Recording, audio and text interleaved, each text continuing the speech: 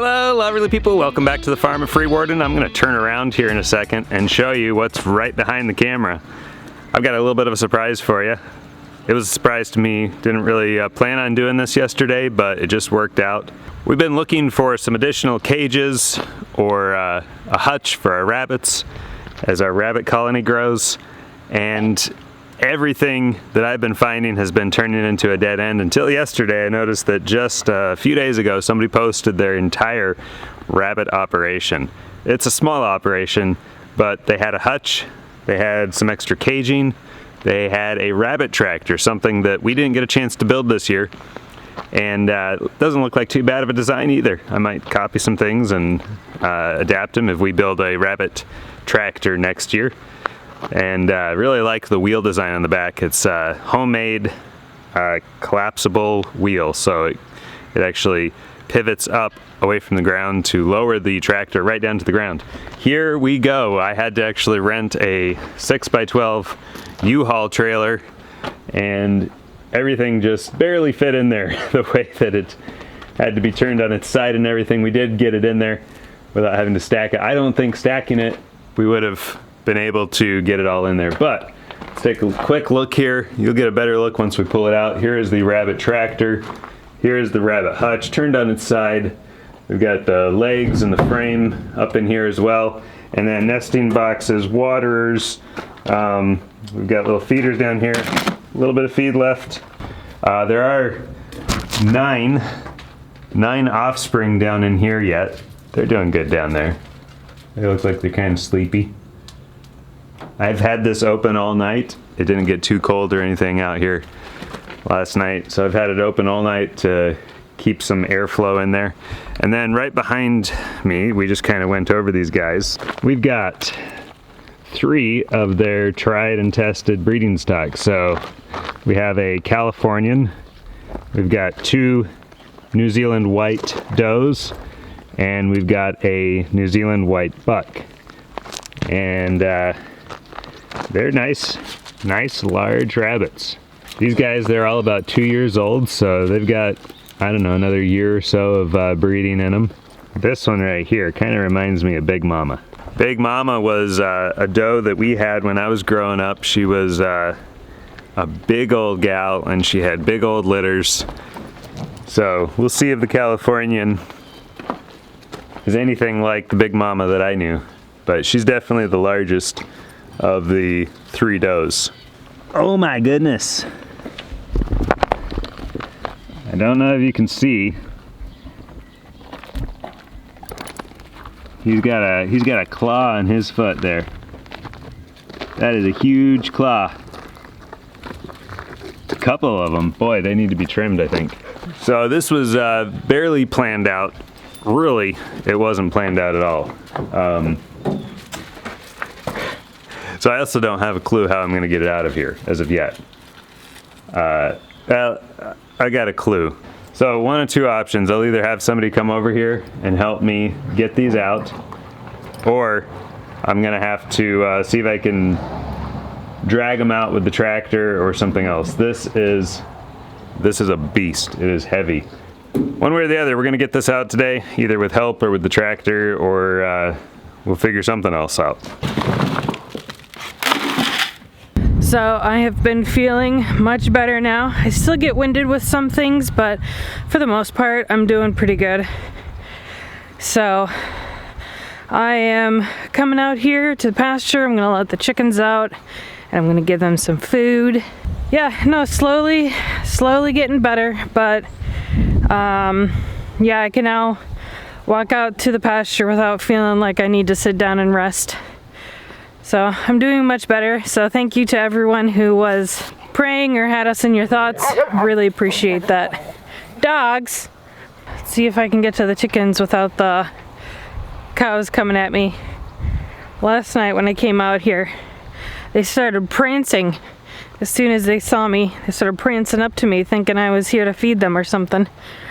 I don't know what gives them that idea, but I guess a white bucket means possible food.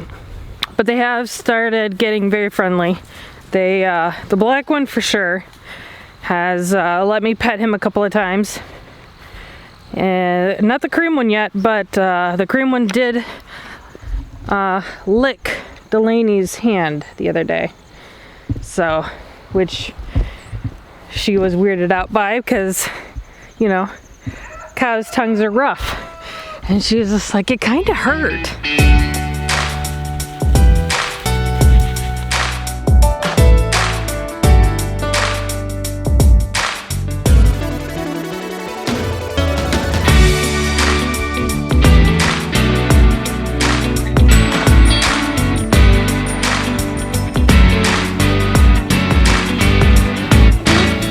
So this is what a Bielefelder egg generally looks like.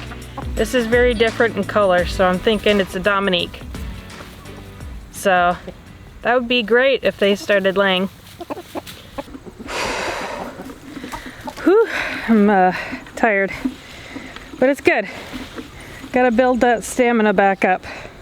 Ragnar missed his chance to get in here, so he's been following me along through the fence. Poor buddy. You cared more about a bone than coming out here. Oh, the gate came open. I guess it's a good thing the cows hadn't come up here. That would have been bad. Ragnar, leave Pumpkin alone. Ragnar's always teasing Pumpkin, the poor thing.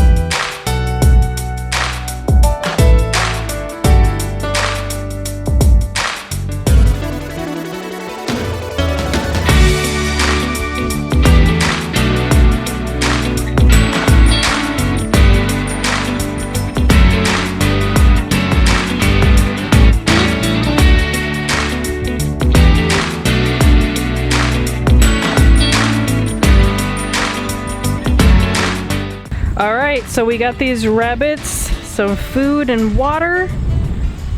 I think they're gonna be just fine. Some of them are still a little skittish and scared, but they're all slowly coming out.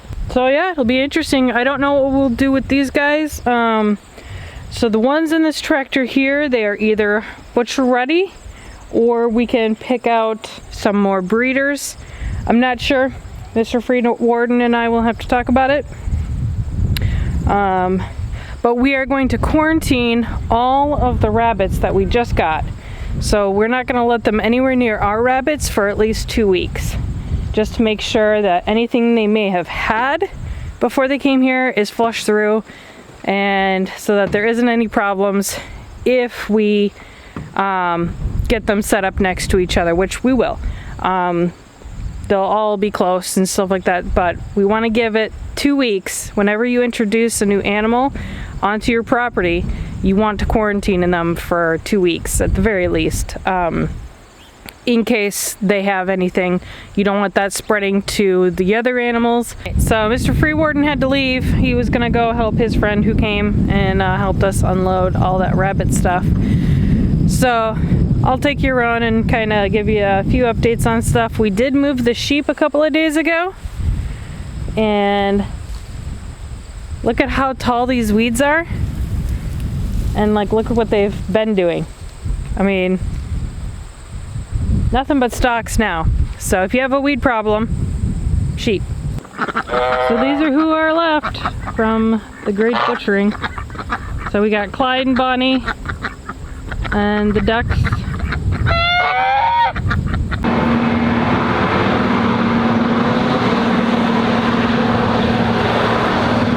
It's that time of year. The farmers are out. Right now they are taking care of soybeans. That seems to be the field that I see them harvesting right now. But we had our first frost quite early in September. which is kind of unfortunate for those who are waiting for October. But you just never know up here. You never know. I think the only month of the year that we have never had a chance of snow or have gotten snow is, I think, maybe July. That would be my guess, is July. Let me show you the pumpkins. Quite sad looking, but we'll just keep them out here, let them continue to ripen and suck the rest of the nutrients they can out of the plant. But the plant is done.